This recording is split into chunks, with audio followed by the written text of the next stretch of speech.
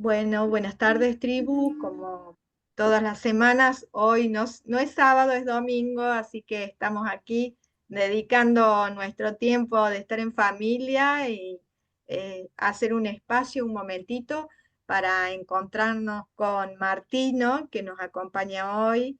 Él ha estado de viaje, por eso no se pudo grabar ayer, así que lo recibimos hoy con mucho entusiasmo de escucharlo porque él es un chico italiano, pero que reside en Madrid y nos va a contar sus aventuras, su camino, así como dice que él, que es malabarista, eh, también es un malabarista de la vida y sus experiencias son muy dignas de transmitirlas y contarlas, siempre solidario, ayudando al prójimo en la manera que puede y también encontrándole un sentido a su vida.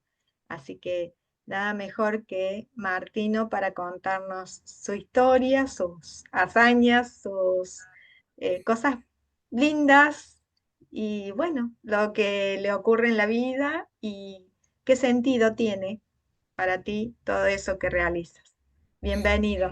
Gracias, gracias. Buenas tardes a todos y gracias por invitarme. Bueno, os voy a contar así un poco, así desde el principio, ¿no? Un poco todo, porque creo que es fundamental empezar, o sea, saber por dónde ha empezado todo esto, ¿no? Y vuelvo un poco a mi adolescencia, o sea, cuando tenía 16, 17 años, así, que fue una época muy dura, un poco por todos los jóvenes, creo, ¿no?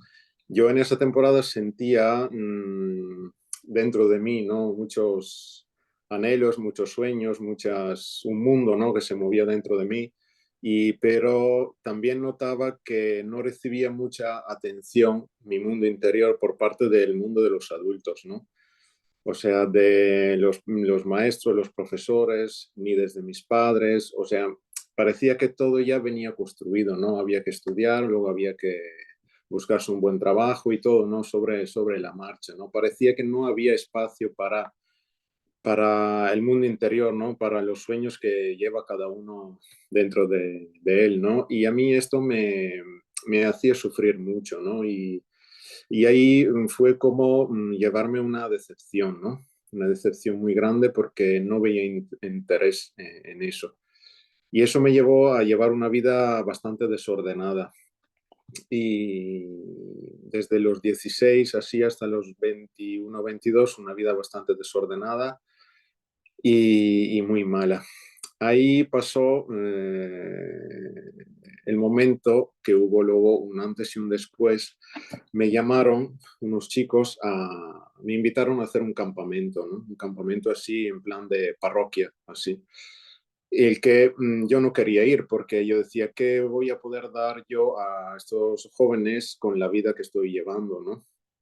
Pero de alguna forma dentro de mí sentía esa voz que me decía, vete porque será importante, ¿no? Y al final decidí por primera vez escuchar eso, lo que sentía de verdad, ¿no? Dentro de esa voz y fui a esas experiencias y ahí mmm, todo el amor que recibí en esa semana, ¿no? De campamento y eso ha sido como un choque muy fuerte, ¿no? Para mí. Y ahí se me cayó todo el castillo que yo me había construido sobre la vida, ¿no? Yo ya pensaba de saber todo así, ¿no? Y desde entonces ahí empecé a preguntarme seriamente, ¿no? ¿Qué quería hacer de mi vida, ¿no? Y en esa temporada ya había empezado a trabajar, y entonces estaba trabajando y eso, pero sentía dentro de mí ese anhelo siempre más fuerte de poder hacer el bien, ¿no? Hacer el bien y dedicarme a los demás y emprender un camino de vida y de búsqueda, ¿no? Eso para buscar un poco el sentido de esta vida, ¿no? Y eso fue tan fuerte que en un momento dado eso decidí dejar el trabajo y mi familia, ¿no? Le pedí ayuda a mi director espiritual, que me ayudó muchísimo y a tomar esta decisión, porque de alguna forma es como un saltar al vacío, ¿no? tienes ya la vida planeada y de repente cortas todo para hacer no sé qué, ¿no? Porque la gente en principio no entendía, ¿no? Decía, este va a dejar todo para qué, ¿no? Y yo simplemente quería buscar una manera de poder compartir mi vida, compartir ese bien que sentía dentro de mí.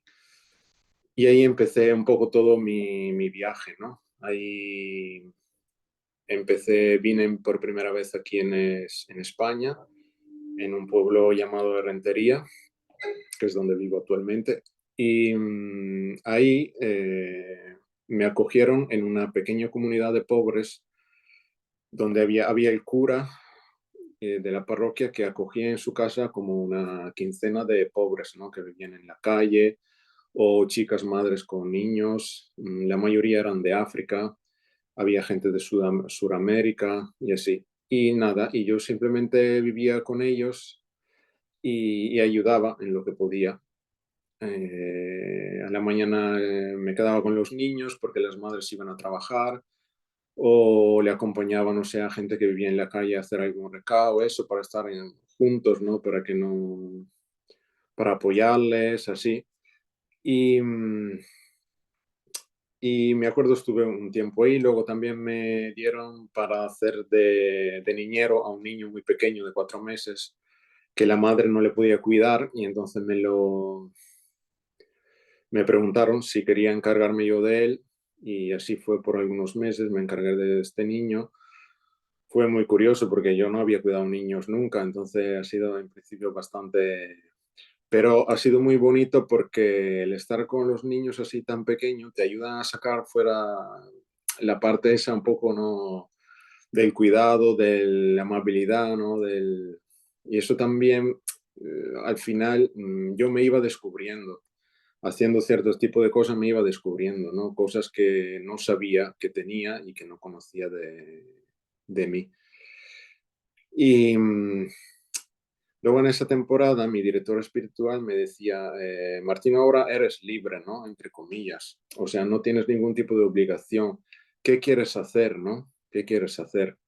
Y claro, de repente te encuentras que tienes libertad y es difícil saber y decir, ¿ahora qué hago, no? Porque anhelamos tanto la libertad, pero en el momento que la tenemos delante no sabemos qué hacer, ¿no? Y nada, me puse a pensar y cómo había vivido 23 años en un pueblo de 400 personas en Italia, en el medio del campo, quería ver un poco de mundo, ¿no? Quería tocar un poco esas realidades que hay en el mundo, ¿no? Un poco para hacerme una idea, ¿no? Entonces elegí un, un lugar sagrado que fue, no sé, Medjugorje, en Bosnia-Herzegovina, un lugar del tercer mundo, que fue la India, en Calcuta, y luego quería vivir en una gran ciudad y elegí Londres. Y entonces, después de estas experiencias en Rentería, con esta pequeña comunidad, fui a vivir en Bosnia-Herzegovina, en Medjugorje. Ahí había estado ya varias veces porque después de esa conversión que tuve, hice varios viajes, peregrinajes allí en Medjugorje. Entonces conocía ya un poco el ambiente y fui ahí a trabajar siempre de voluntario en una comunidad que se llama Nuevos Horizontes, que es una comunidad fundada por una chica italiana de Roma, que Chiara Mirante se llama, que empezó a recoger los pobres en la estación de Termini, estación de tren de Roma, y desde ahí empezó todo, ¿no? Y ahí en Medjugorje tienen una casa muy grande, una casa de chicos y una casa de chicas, ¿no? Y, y ahí lo interesante más de lo que hacía yo, porque al final no haces mucho, o sea, estás con ellos y te empapas, ¿no? Un poco de esas historias que te cuentan, porque son historias muy duras, muy difíciles, ¿no? Y a veces tienes delante un chico de 20 años que tiene ya años de recorrido de droga, ¿no? O de historias que ni te imaginas, ¿no? Y es curioso cómo ellos ahí, utilizando la condivisión entre ellos, la oración, porque ahí en Medjugorje, ¿no? En esa comunidad, Es una comunidad católica y rezan mucho juntos, ¿no? Y trabajan juntos y la vida así, entre comillas, simple, que es una vida simple, se van recuperando, ¿no? Poco a poco. Luego la comunidad propone un cierto tipo de recorrido y hay algunos que lo cumplen, otros no, otros que se quedan más, otros que eligen luego seguir viviendo en la comunidad y así. Y la verdad que ha sido una experiencia súper enriquecedora, ¿no? El estar con ellos y escuchar todas esas historias que, que luego al final te das cuenta que son cosas que le pueden pasar a cualquiera. Digo, a mí no me ha pasado así, pero habría podido pasarme, ¿sabes? Entonces te pone también así en una condición un poco de humildad, de decir, joder, que a todo le pueden pasar, ¿no? No es que uno es mejor que otro. Luego también fui ahí para, así como es un lugar así muy espiritual, muy sagrado, para prepararme un poco a nivel interior para ir a la India, ¿no?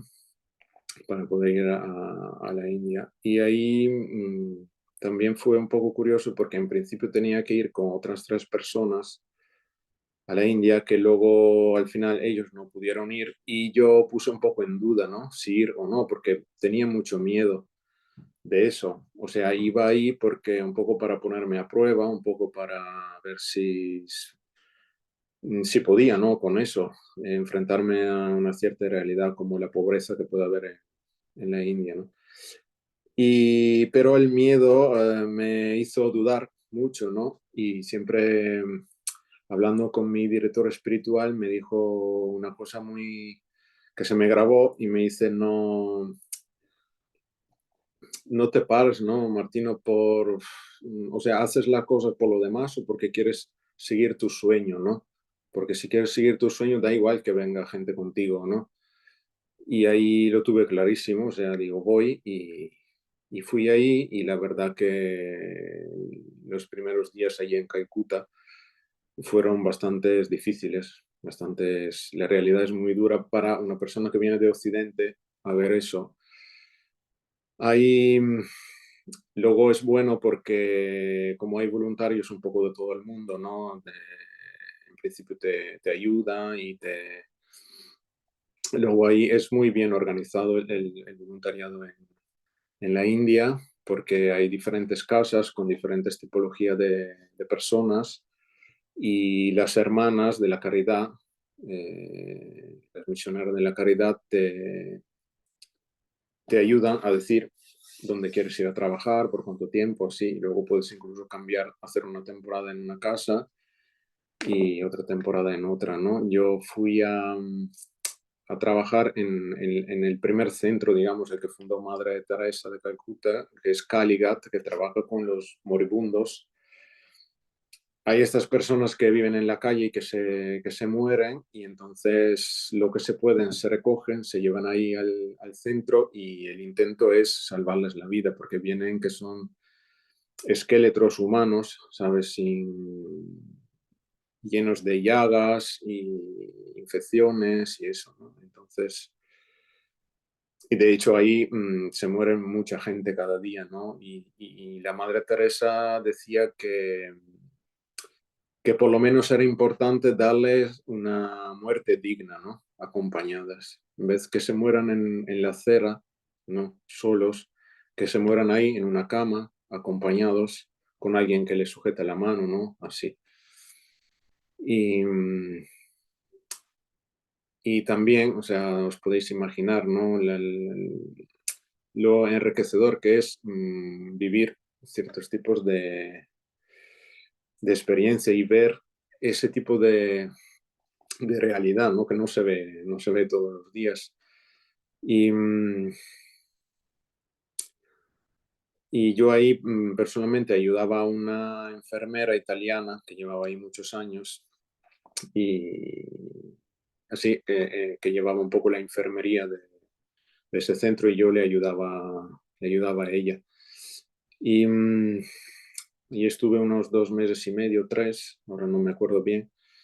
Y, y la verdad que súper bien. O sea, luego al final te das cuenta que vas ahí y poco ayudas, porque Calcuta es una ciudad de, no sé, 15 millones de personas. Es un caos impresionante. Y cuando llegas, dice, ¿a qué he venido? ¿No? ¿A qué he venido a hacer aquí yo, sabes? Y luego te das cuenta que la ayuda te la llevas tú, ¿no? Porque el ver esa realidad, el ver esa pobreza también, ¿no? A mí personalmente me ayuda luego a vivir de una forma más equilibrada, ¿no? Aquí en Occidente, digamos, aquí en Europa, ¿no? Es- estando agradecido por lo que tenemos, ¿no? Que a veces pensamos que lo tenemos porque nos viene de así de derecho, ¿no? Pero no es así. Y entonces me ayuda mucho eso a estar muy agradecido a la vida. Y, ¿y qué más? Bueno, después de Calcuta volví a Italia una temporada y, y ahí también me puso como en crisis, ¿no? Porque había vivido ahí en la India y vuelvo aquí y el solo ver, ¿no? La gente que se queja por tonterías, entre comillas, o que siempre las mismas cosas, ¿no? Y eso, y me volvía un poco loco, ¿no? Eso. Luego, al cabo del tiempo, entendí que no hay que hacer la comparación, porque son dos culturas totalmente diferentes y no puedes comparar, porque si no, yo me volvía loco, ¿no? Pero bueno, después de eso, decidí ir a Londres para hacer esas experiencias, ¿no? En una gran ciudad. Y, y fui en Londres, ahí tenía un contacto que me ayudó, fui ahí y ahí también empecé después de poco a colaborar con la misionera de la caridad. Ahí en Londres el trabajo es muy diferente de lo de la India. Ahí en el centro donde yo iba tenían un comedor muy grande y daban de comer a la gente que vivía en la calle. Entonces se preparaba comida y luego a mediodía se servía la comida a toda esta gente y luego a veces por la noche también con la furgoneta se llevaba la comida por la calle, o sea, por los que dormían fuera, ¿no? Se, se llevaba comida y eso. Y, y la verdad que también ha sido una experiencia muy buena. También a nivel así personal, mental, a vivir en una ciudad es muy estimulante a nivel psicológico, así. Te abre bastante la visión, ¿no? Del mundo, de la mente. Luego Londres es una ciudad, creo, la más multicultural, ¿no? Europea. Entonces hay gente de todo el mundo y, y la verdad que es súper bonito. Me costó, bueno, no aprendí mucho inglés porque vivía con todos españoles, y, pero bueno, luego es difícil en Londres porque hay gente de todas partes y es difícil encontrar ingleses, dicen, y es verdad. Entonces es difícil aprender un idioma ahí. Y después de Londres volví otra vez a Italia y me encontraba un poco que sentía que tenía que parar un poco, ¿no? O sea, todas estas experiencias de vida y de calle, digamos, te dan algo que ningún tipo de formación teórica o eso te puede dar, ¿no? Pero al revés, yo me sentía cojo en ese sentido, sentía que necesitaba una formación a nivel personal, a nivel teórica, así de formación y de estudio, digamos. Y decidí estudiar psicología. Eh, es verdad que en esa temporada, como hacía todas esas experiencias, luego me llamaban un poco a dar testimonios, un poco en todas partes, ¿no? En parroquias, colegios, así. y veía que llamaba mucho la atención, ¿no? Ciertos tipos de cuentos así, ¿no? Que no es muy común, ¿no? Y mucha gente venía a hablarme, a pedir consejo y eso, y yo me encontraba que, digo, ¿qué le voy a contar, no? A esta gente que me pide ayudas, ¿no? Entre comillas, y digo, pues voy a necesitar yo también una formación, ¿no? Así a nivel humano, para poder por lo menos atender a las personas, ¿no? A los jóvenes que entonces me buscaban, ¿no? Mm, sí, la psicología no tanto, la elegí no tanto para eso, con la intención de ejercer de psicólogo, sino más bien para adquirir instrumentos para poder entrar un poco más en relación con el mundo interior de las personas, ¿no? Que yo creo que es muy importante.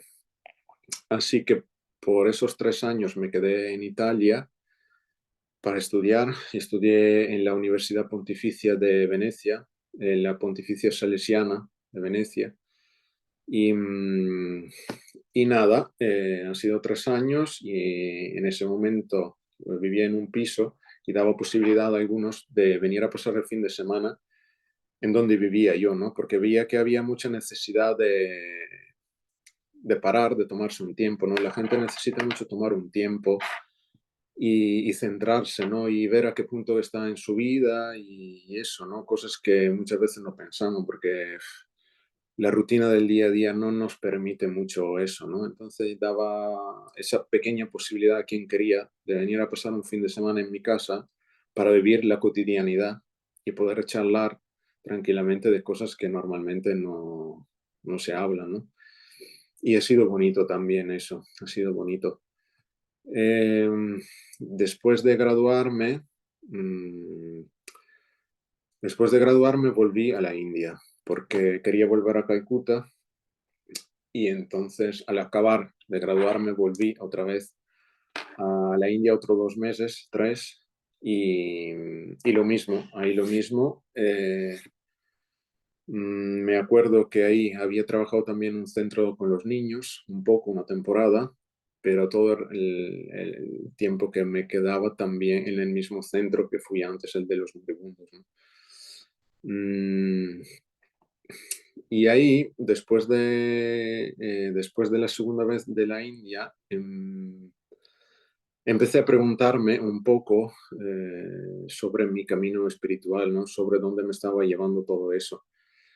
Y, y quería como discernir a ver si mi vida iba hacia, no sé, una vida de consagración o si tenía que seguir así, ¿no? En ese momento la duda era esa, ¿no? Porque sentía que también la vida de consagración habría podido ser una opción, ¿no?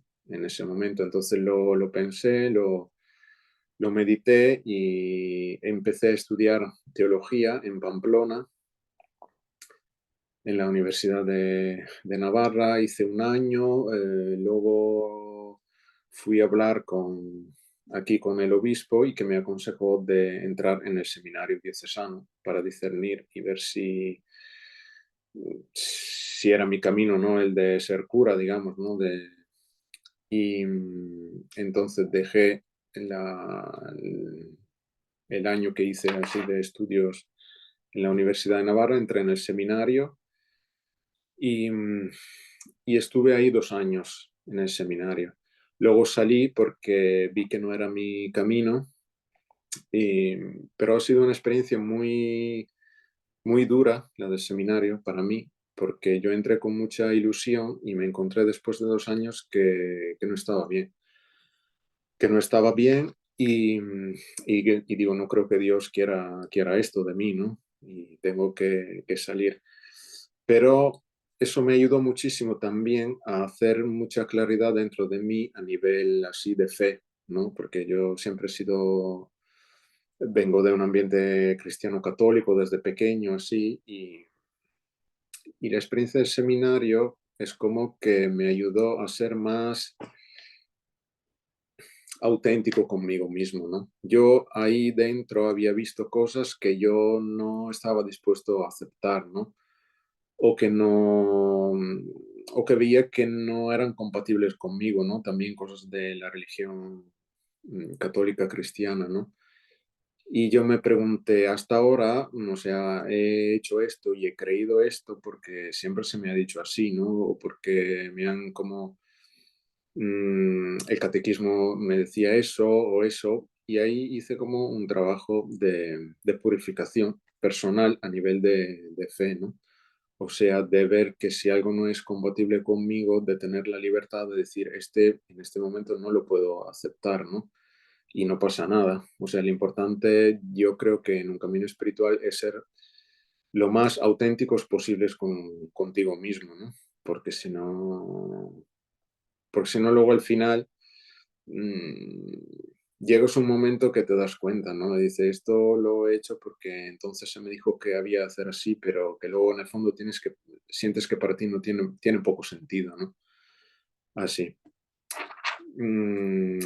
Después del seminario, como tenía también un poco así de rabia porque eso no había salido bien, así, decidí ir a Fátima. Quería ir a Fátima desde hace mucho tiempo en Portugal y decidí ir andando. Y salí desde donde vivía entonces, que era Hondarribia, que es un pueblo cerca de donde vivo ahora. Y, y ahí hice toda la costa norte de España hasta La Coruña y luego bajé poco a poco Fátima y acabé el camino en Lisboa. Y esos 3 meses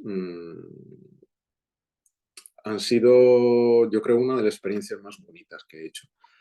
Porque el caminar, así, el ritmo, ¿no?, del caminar cada día repetitivo te pone en contacto contigo mismo, ¿no? Y vas dejando detrás del camino lo que pesa, ¿no? Lo que ves que no sirve y te vas poco a poco acercando a lo que es tu verdadera esencia, ¿no? Así podemos decir. Y ha sido una experiencia muy liberante desde el punto de vista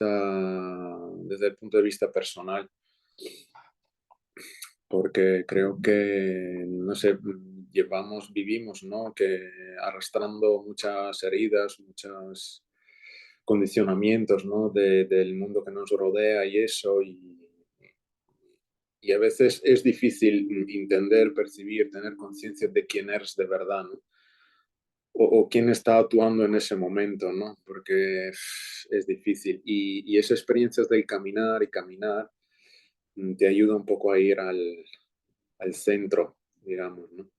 Así. Y la verdad que ha sido muy enriquecedora, muy, muy. Y después, la otra experiencia muy fuerte que hice fue en Lourdes.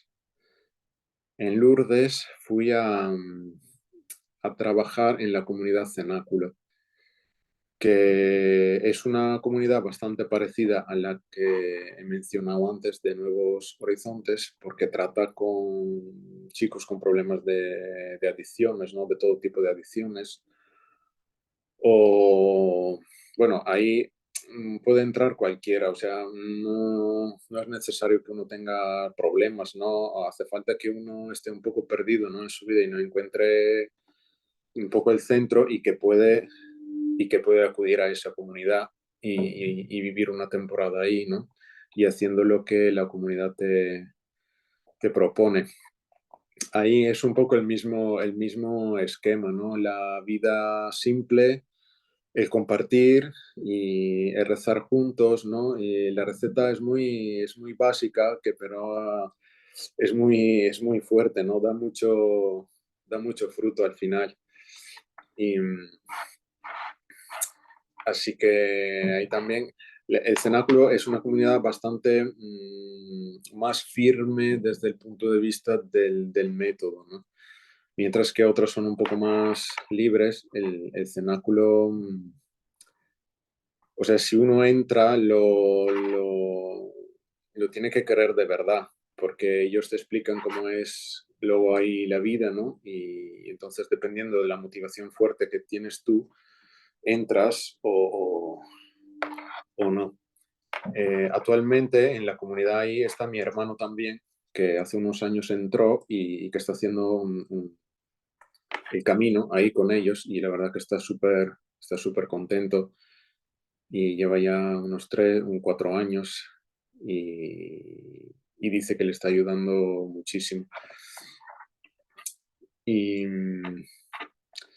luego, ¿qué pasó? Pasó el COVID y el COVID me pilló yo entonces vivía en un pequeño santuario, porque yo vivía en un santuario ahí donde mi director espiritual era el rector del santuario, ¿no? Era encima de un monte, una pequeña ermita con la casa al lado y él en esa temporada no estaba porque estaba en Italia cuidando a sus padres que se encontraban mal.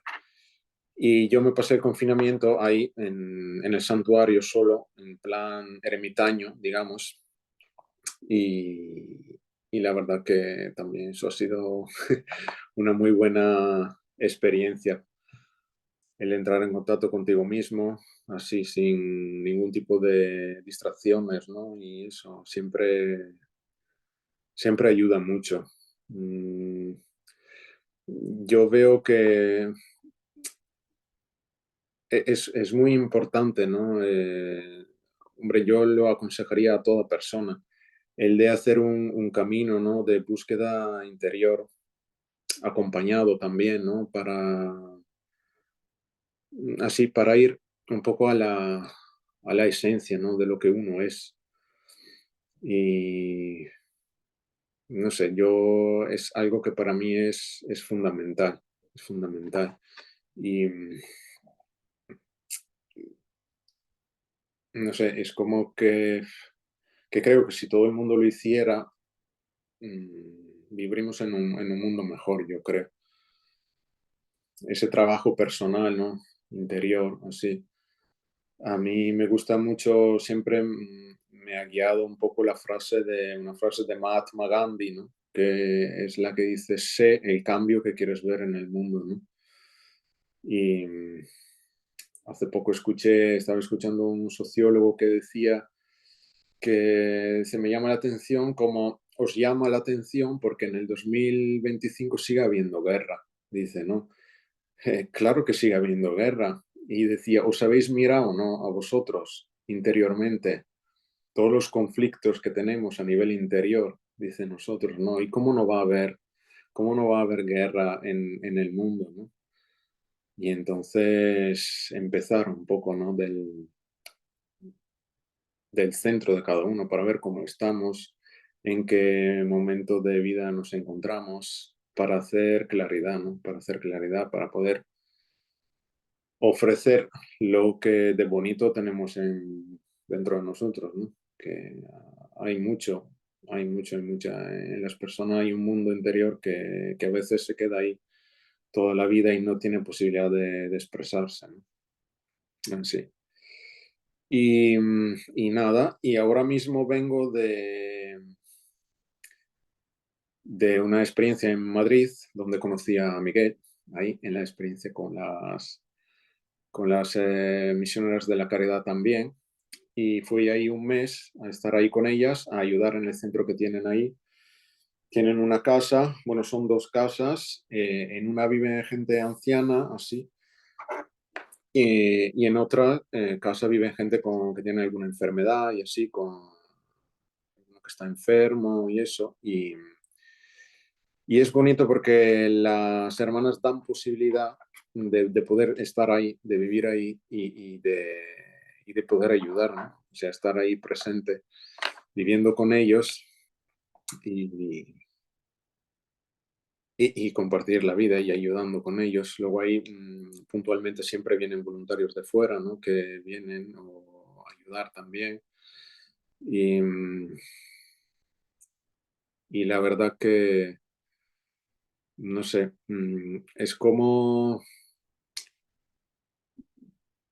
es lo mismo, ¿no? Que decía un poco antes, que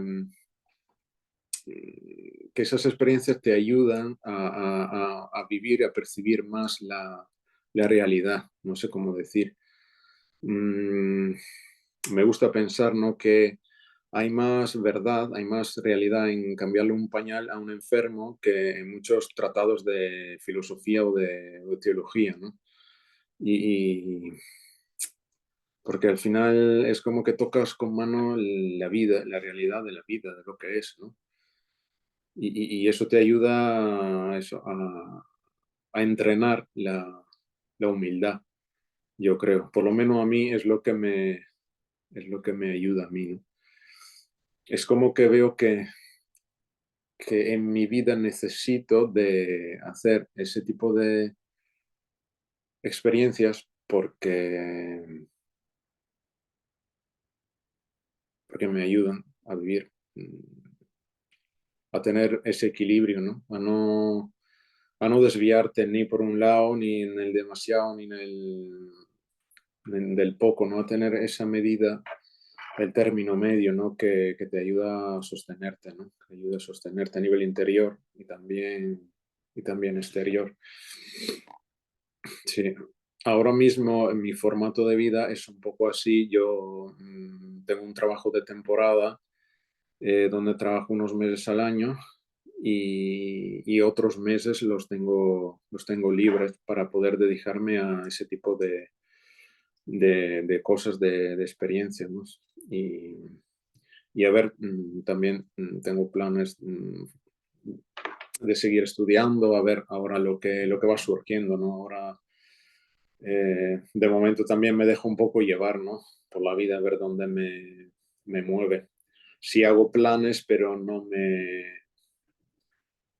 o sea, no me enfado si luego no se cumple o no sale como yo quería, ¿no? Intento tener ese margen de maniobra, escuchar un poco la vida, escucharme a mí mismo y ver a dónde vamos. Así es un poco lo que os cuento. Así. Y no sé si tenéis alguna pregunta o no sé qué queréis hacer.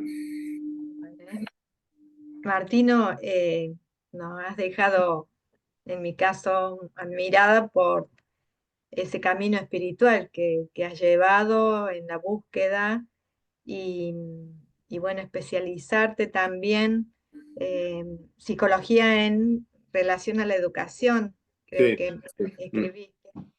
Me hacías recordar yo en mi experiencia docente, yo soy docente, y cuando hice mis prácticas tenía que hacerlo en instituciones de distintos niveles económicos, en escuelas donde iban ricos, otras donde iban gente de clase media y otros urbanos marginales que les llamamos aquí. Y creo que eso ayudaba mucho a uno reconocer cada ámbito, cómo se manifestaba y cómo era el niño en Mm, ese espacio también, muy, muy importante. Y ya. creo que tu elección fue muy buena en esos tres lugares donde estuviste, te ayudó a ver la situación de la población, de la sociedad en cada espacio. Está muy bueno eso.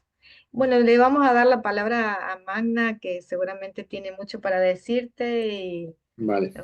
qué lindo que se hayan conocido.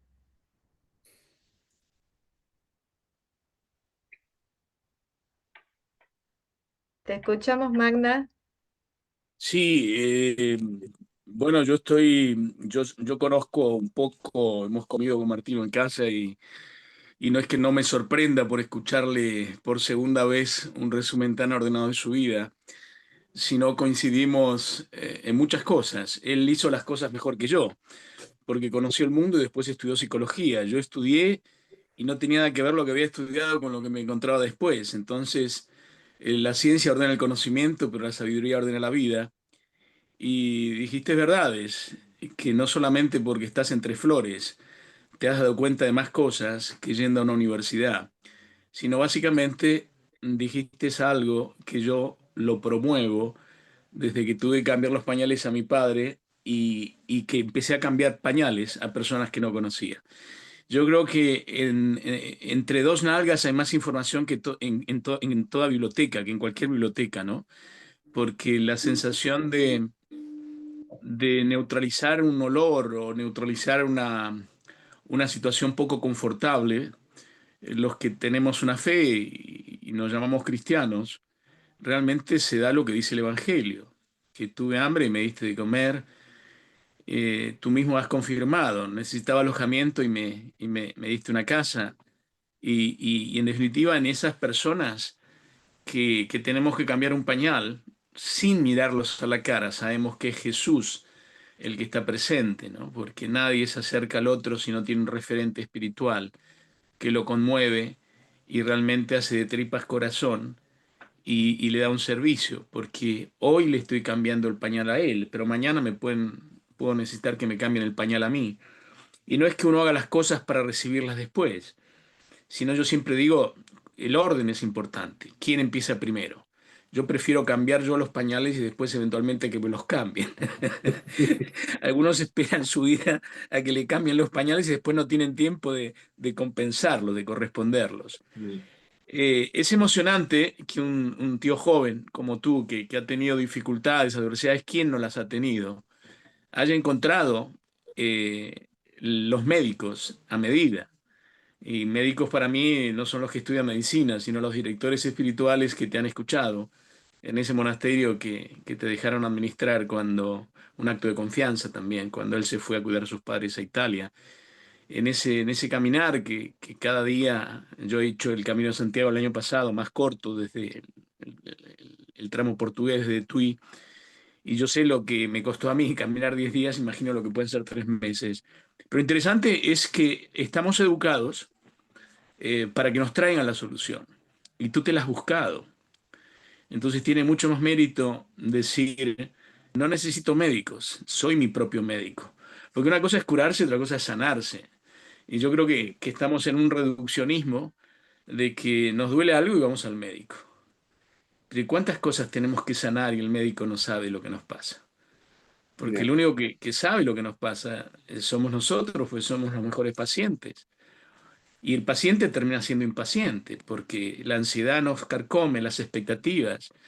Dijiste muy bonito, cerraste tu charla, voy a esperar a ver qué me trae la vida. Hay gente que sus expectativas son como planes de vida y después si no se cumplen se deprimen y toman ansiolíticos. Es que lo peor que le puede pasar al hombre es programarse cuando no es una máquina, sino es un juego de sentimientos, de sensaciones y de percepciones. Somos hijos de la providencia. Nosotros no somos hijos de una planificación de un ingeniero. Entonces, cuando confundimos el qué con el cómo, tenemos las grandes frustraciones. Nunca en la humanidad se tomaron tantas píldoras de salud mental para controlar la ansiedad, para controlar la frustración, ni te digo la depresión. Nunca hubo tantos suicidios de gente joven menor a 20 años. Y estoy hablando de países desarrollados en los cuales he vivido, he residido, llámese Japón, llámese Finlandia, países extremadamente ricos en lo económico, pero extremadamente pobres en lo espiritual. Entonces yo creo que esta grabación, con tu permiso, Martino, vamos a tratar de que role en todas las instituciones, colegios que conozcamos, porque lo tuyo es un canto a la vida. Lo tuyo es la lección de un catedrático cuyo único libro fue la vida y cada página de ese libro fue un día de tu vida. Mm. Entonces, realmente la generosidad que has tenido esta tarde de traernos sabiduría, oro en polvo. Tu sabiduría es oro en polvo. Entonces, estamos muy orgullosos de ser tus amigos, de haberte conocido. Para mí, las hermanas me siguen trayendo milagros, no solamente en los enfermos que cuido, sino en los ángeles que conozco, porque lo que pasa en Teresa de Calcuta solo pasa en Teresa de Calcuta, ¿no? Y la sensación de que no te había visto, pero ya te conocía, porque creo que comiste en casa el segundo día que nos conocimos, ¿no? Mm. Y de hecho el segundo día compartimos una misa que fue la famosa, la misa de bautismo de los tres sacramentos, ¿no? De bautismo, comunión y confirmación de nuestro amigo cubano Osmani. Mm. Entonces, Martino, que larga vida al Signore Martino, gracias mille. porque conociéndote uno recupera la esperanza en la humanidad. O sea, la humanidad que cuenta está muy bien representada por ti, por tu vida, por tu humildad en reconocer que la vida no son flores. Y se lo digo a alguien que se dedica al sector. ¿Por qué? Porque las flores hay que regarlas y la rosa tiene espinas. Pasa que hay dos enfoques. Hay gente que ve espinas con pétalos y otros vemos rosas con espinas. Mm. Entonces yo creo que en la rosa queda muy, muy claro que nada es perfecto. La rosa guapísima, si no la pillas bien, te puede pinchar. Y hay gente que aceptamos que nos pinche por quedarnos con la rosa. Y hay gente que ve la espina antes que la rosa. Entonces no se arriesga ni a comprarla ni a observarla. Esa es la vida. Ya. Algunos la aceptamos como nos la ofrecen, porque en definitiva lo más bonito es honrar la vida concedida. No la pedimos, pero como vinimos aquí, la agradecemos. Y esa es la humildad, la magnanimidad que te honra, la nobleza. Hoy Martino no ha dicho muchas cosas, no había tiempo, pero Martino tiene cosas, dará lugar en ahorita para que lo llamemos en otra oportunidad, pero y él va a saber lo que le voy a decir. Él vio que los padres estaban mal por cómo estaba su hermano. Y él intervino para cuidar a su hermano, este que lleva 4 años en el cenáculo, para que sus padres sanaran y sus padres tuviesen una vejez más tranquila. Entonces, cuidar de los nuestros para cuidar el mundo, porque la caridad empieza por casa. ¿Eh? Yo conozco muchos mochileros, muchos bohemios, que ellos son libres de hacer lo que quieran, pero esclavizan a la familia cuando no saben dónde están. Y en definitiva, ellos son hippies por haber tenido una familia y por haber sido hijo o hija de unos padres que han cuidado de nosotros hasta que podamos elegir ser hippies o no ser hippies. Entonces, te honra, Martino, cuidar a los tuyos, porque si no cuidamos a nuestros mayores, no nos cuidamos a nosotros, porque hay una ley de ida y vuelta. Si no cuidas a los mayores, la vida no te cuida. Y eso lo tengo más que confirmado. Yo acabo de comer con mi padre de casi 102 años y hoy por primera vez leyó un libro, nos leyó una página. Yo me fui muy triste el domingo pasado, casi llorando, porque era un zombie, era una persona que no hablaba, una persona que gritaba, y hoy me lo encuentro como si hubiese vivido un milagro, de que leyó un par de páginas que le dimos, se rió, me llamó por mi nombre, y eso es la vida. Una cruz un día y un milagro el otro, pero sin la cruz no hay milagros. Mm. Y sin cruz no hay luz. Hay gente que quiere luz sin cruz y eso es imposible. Nadie sube a la montaña sin sudar en el esfuerzo. Entonces, yo creo que estamos educando a las personas, sobreprotegiéndolas, engañándolas, diciéndole que todo va a salir genial si estudian, si tienen un buen trabajo, pero eso es lo exterior. ¿Y quién cuida lo interior? Y Martino ha sabido cuidar el interior, porque si me permites, te cagas en lo exterior, porque lo exterior es subsidiario, es secundario, y ha sabido diferenciar lo prioritario, lo urgente de lo prescindible. Y saber ese orden, eso es un mensaje de sabiduría, estar al alcance eres muy joven ya quisiera yo con tu edad saber tanto y habernos dicho tantas cosas en tan poco tiempo. O sea que nada, no me enrollo más porque el ponente eres tú, me has emocionado, yo ya sabía lo que había en Martino, celebro haberte conocido, te agradezco mucho que hayas venido a comer a casa. Mi casa está más iluminada desde que pasaste tú por ella y me da mucho gusto y espero que la próxima, si no quieres quedarte con las hermanas, habrá un sofá en casa para alojarte cuantas veces quieras. Te mando un abrazo. Muchas gracias. Gracias, Miguel. Bueno, gracias Martino. Yo sí, yo realmente sorprendida porque solamente habíamos intercambiado algunos mensajes y no te conocía realmente. Me encanta saber que una persona joven como tú puedes contar todas estas cosas que sin duda eh, te hacen sabio, te hacen una persona maravillosa y con mucho por delante para seguir dando, seguir ofreciendo y también recibiendo, porque uno necesita recibir, así que te admiro y te felicito sigue adelante con lo tuyo y bueno, em, creo que no te puedo preguntar de proyectos y cosas porque vas buscando qué te ofrece la vida, qué te ofrece. Algo tengo por ahí, pero sí, ¿No? Bueno, te lo sí, dejamos entonces para el cierre, tus últimas palabras vale. de esta charla, pero sin duda continuará en otra, ¿no? Porque es un Mm, gusto escucharte. Gracias. gracias. Y